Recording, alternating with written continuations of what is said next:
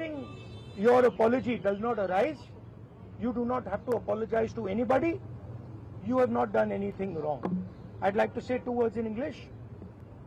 We had a freewheeling conversation with some of the young protesters. They mentioned to me how they were assaulted, beaten, threatened. I'm very proud of them. I'm very proud of what they have done, what thousands of young Indians like them have done. They have defended the Constitution. They have protected the idea of India. They have protected India's future. Complaining about the education system, which is a flawed system, a collapsing system, a useless system, is not a crime.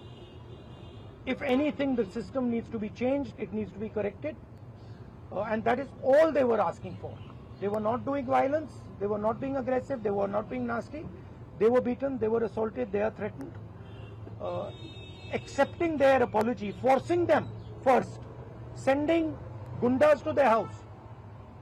महिलाओं के घर में गुंडा भेजने के बाद forcibly उनसे apology, 15 साल की बच्ची से अपॉलॉजी लेना और फिर उस अपॉलॉजी को एक्सेप्ट करना, accepting that apology is complete nonsense. We do not accept it. वी वांट a education system that works. We want exam leaks to stop, and we want the future of this country, who is them, to be respected and protected. So would you like to say a word? Stop. Hello everyone, मेरा नाम है रिया अहीर. मैं वो लड़की हूँ जो Mumbai police के सामने आ गई थी. यू गाइस से कि ये वो लड़की है जो वायरल हो गई है, जिन्होंने मुंबई पुलिस को रोका था. बट मैं मीडिया से ये कहना चाहूंगी, मैं वो लड़की हूँ जिन्होंने 20 बच्चों को अनलॉफुली डिटेन होने से रोका था. Please change your narrative, change your perspective. पर जो भी मैंने किया उसकी वजह से मुझे बहुत हरास किया जा रहा है. ट्रोलिंग नहीं बोलूंगी मैं, क्योंकि ये ट्रोलिंग नहीं है, ये क्राइम है. और सिर्फ यही नहीं, जनता ही नहीं बल्कि पार्टी वर्कर्स भी अभी अपने फेसबुक पर पोस्ट लगा रहे हैं, मेरे बारे में गलत बोल रहे हैं कि मैं जो कुछ भी कर रही हूँ 140 रुपीज में अपनी बॉडी बेच रही हूँ. सर आप खुद ही सोचिए, उनके दिमाग में ऐसा कितनी गंदगी भरी रहेगी कि वो ये बोल रहे हैं. 27 को मैंने क्राइम रजिस्टर करवाया था. आज 5 तारीख है, मेरे हाथ में अभी तक FIR नहीं आया है. ना ये बेटियों को पढ़ने दे रहे हैं, ना ये बेटियों को बचने दे रहे हैं. मैं बस आपसे इतना कहना चाहूंगी कि एज मीडिया हमारी सबकी रिस्पॉन्सिबिलिटी होती है कि जिन बच्चों के लिए मैं खड़ी थी अब वो मेरे लिए खड़े हैं. एज ए सिटीजन हमारी भी रिस्पॉन्सिबिलिटी है कि एक दूसरे के लिए हम खड़े रहें. Thank you. एक सेकंड. हेलो, इनके बारे में मैं कहना चाहता हूँ. इनको पैलेट गन इंजरी हुई थी. ये थोड़ा आपको बताएंगे कि कहा जा रहा है कि पैलेट गन यूज नहीं की गई. ये आपको थोड़ा बताएंगे. मेरा नाम नूतन टोप्पो है और मैं झारखंड से बिलोंग करती हूँ. और प्लेट गन मैं अपने आंखों से देखी थी कि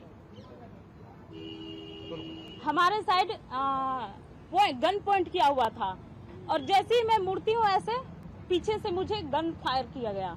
और मुझे पता, अच्छी तरह से पता है, मुझे गन से ही फायर में लगी है, प्लेट गन से ही लगी है. बस मुझे ये पता है. पर जब देश में जंतर मंतर में 20 तारीख और जब अन्याय के खिलाफ हमें खड़ा होने का मौका मिले, हम खड़ा होंगे जरूर. मैं फरानाज उत्तर प्रदेश से आई हूँ. मैं एज अ ग्रेजुएशन स्टूडेंट हूँ. लेकिन हम जब 20 तारीख को जंतर मंतर पे एकदम पीसफुल होके प्रोटेस्ट कर रहे थे, ये पुलिस के गुंडे बहुत बुरी तरीके से हमको मारे. इतने बुरा इंजर्ड करने के बाद में ये लोग हम लोगों पे ये बोलते हैं कि अगर आप कार्रवाई करोगे तो हम लोग भी डायरेक्ट कार्रवाई करेंगे. देन उसके बाद भी जब इनसे ये नहीं बना तो ये लोग कहने लगे, ये पुलिस का कहना था कि इनका नाम, क्योंकि मुसलमान नाम से इन लोगों ने जज किया कि मैं फरानाज. पहले इन्होंने मुझे मारने के बाद बस में बिठाया, 3 घंटे तक लिटरली रखे और फिर उसके बाद बोलते हैं कि नाम क्या. मैंने कहा फरानाज. इनकी लिस्ट अलग बनाई जाएगी क्योंकि ये लोग देशद्रोही हैं. तो सर अगर हम लोग शांति से प्रोटेस्ट कर रहे हैं, क्या हम देशद्रोही हैं? क्योंकि हम लोग नॉर्मल लगा रहे थे वंदे भारत और भारत माता की जय, उसके बावजूद भी हम लोग को मारने के बाद देशद्रोही बोलते हैं. तो ये इन्होंने हमारे साथ किया. उसके साथ साथ सोशल मीडिया पे लगातार आ रहा है कि अरे ये लोग सिर्फ देशद्रोही पना करने गए थे. तो मेरा यही कहना है कि अगर आप लोग इस तरीके से करते रहोगे, लेकिन हम लोग बाज नहीं आएंगे. हम हक के लिए, अपने देश के लिए हमेशा खड़े रहेंगे. जय हिंद, जय भारत. मेरा नाम भरत बानाइत है. मैं नागपुर से आया था जो जंतर मंतर के लिए प्रोटेस्ट किया था. उस प्रोटेस्ट में मैं 20 जून से था, पर 20 जुलाई को हुआ वाकया, तो हमने धर्मेंद्र प्रधान के लिए जो इस्तीफा मांगा था, उस इस्तीफे के लिए इन्होंने इतना अत्याचार किया, इतनी बर्बरता की, शायद हमने अमित शाह का इस्तीफा मांग लिया होता तो इन्होंने हम पे सीधा गोलियां चला दी होती, बॉर्डर बना दिया होता जंतर मंतर को। मुझे इस तरीके से लगता है, क्योंकि हमने जो सहा है, मैंने खुद कई बच्चों को एम्बुलेंस में डाला जो ब्लीडिंग हो रही थी, उनसे ब्लीडिंग हो रही थी, मैंने उनको डाला तो सामने जाके उनको रोका गया था। उनको रोकने के बाद उनको फिर जिनके सर पे लगी थी उनके पैर तोड़े गए, और जिनके पैर टूटे थे उनके सर फोड़े गए, हाथ तोड़े गए। मतलब इस तरीके का वाक्य हमने देखा, और अभी तक जिंदगी में मैंने ये ऐसा दिन कभी मैंने अपने जिंदगी में नहीं देखा, और ये मेरे जिंदगी का ब्लैक डे था, और ये जिंदगी में किसी के नहीं आना चाहिए। इसलिए सबने एक साथ सब खड़े हुए, और जैसे मुझे मारा गया तो लोग मुझे देख के आए, पर अभी हमें लगता है कि उस दिन अगर हम रुकते नहीं जंतर मंतर पे तो ये लोकतंत्र का आखिरी दिन होता। यही मैं कहना चाहता हूँ। धन्यवाद। हाय एवरीवन, मेरा नाम मुस्कान है। मैं ज़्यादा कुछ नहीं बोलूँगी, मैं बस इतना बताऊँगी that I was one of the peaceful protesters at Delhi Jantar Mantar. मेरा सवाल बस ये है कि जब मैं शांति से चल रही थी तो पुलिस ने मुझे मारा क्यों? आरएएफ ऑफिसर्स ने मेरे ऊपर लाठी क्यों बजाई? और जब ये साफ साफ रूल है कि आप थाई के ऊपर नहीं मार सकते हो और एक मेल ऑफिसर किसी लड़की को नहीं मार सकता, तो एक मेल आरएएफ ऑफिसर ने why did he try to jab a baton into my buttocks? मेरा बस इतना सा सवाल है। और अगर इसके लिए जिसको भी उसने ऑर्डर दिया था, अगर वो आके मुझसे माफी मांग ले तो मुझे भी बहुत खुशी मिल जाएगी। एंड सेकेंडली, क्योंकि मैंने बोला कि मेरा नाम मुस्कान है, मैं एडिशनली ये भी ऐड करना चाहूंगी कि सर ने मेरी शर्मा है, और ये मैं इसीलिए बता रही हूँ क्योंकि आजकल हर कोई मान के बैठा है कि मैं मुस्लिम हूँ, और इसीलिए मुझे और ज्यादा गालियां मिल रही हैं। And that does not tell anything about me, but that tells a lot about the narrative जो इस कंट्री में अभी सेट हो रहा है, कि अगर इसने सरकार के खिलाफ बोल दिया तो ये तो मुस्लिम है, और जैसे ही आप किसी को मुस्लिम बना देते हो समहाउ वो अपने आप ही एंटी नेशनल कैसे बन रहा है। तो हम इस नैरेटिव को बहुत ज्यादा आजकल फॉलो कर रहे हैं, और ये जितनी भी ट्रोलिंग आजकल हो रही है इंटरनेट पे, जितना भी हरासमेंट हम लोग फेस कर रहे हैं, ये इस कंट्री का नैरेटिव बताता है बहुत साफ साफ। थैंक्स। आप सब लोगों से सवाल है कि आप कह रहे हो इंटिमिडेट किया जा रहा है, आप कह रहे हो डराया जा रहा है, आपके ऊपर एक्शन हो रहा है, even when you are standing here, what makes you standing here? No, but I want to say something else. Yeah. Which is even more powerful. Yes. That there are young people who are standing here in front of India's press. But Amit Shah and the Prime Minister don't have the courage to stand here. अगर ये बाहर जाएगा उसके बाद हमें रोज और गालियां पड़ने वाली हैं।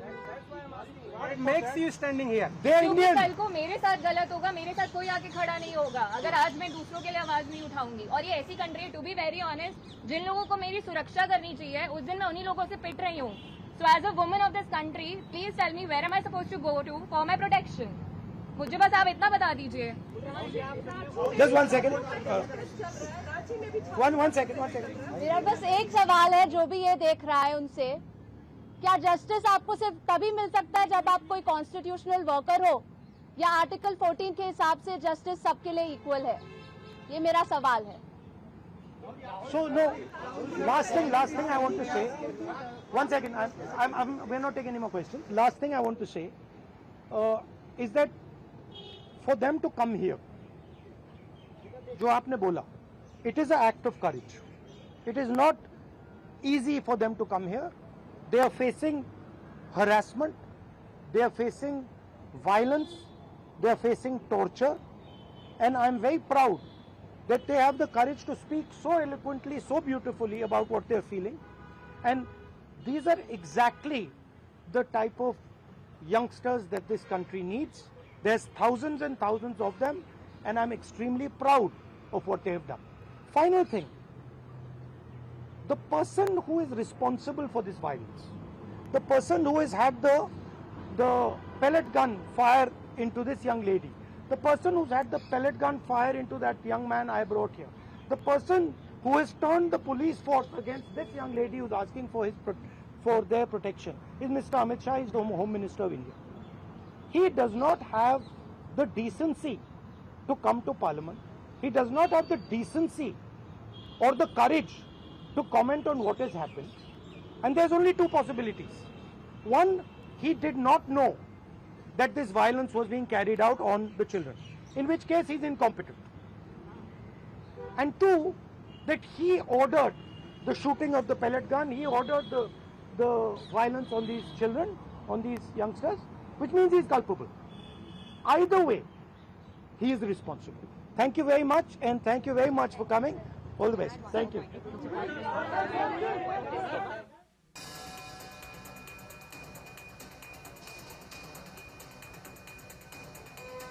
राहुल गांधी यांनी माध्यमांशी साधलेला संवाद आपण बघितला. जंतर मंतरवर ज्या पद्धतीनं विद्यार्थ्यांना मारलं गेलं, पण तरी सुद्धा ते ठाम राहिले आपल्या भूमिकेवर, असं राहुल गांधींनी म्हटलं. मला त्यांचा अभिमान आहे असंही ते म्हणाले.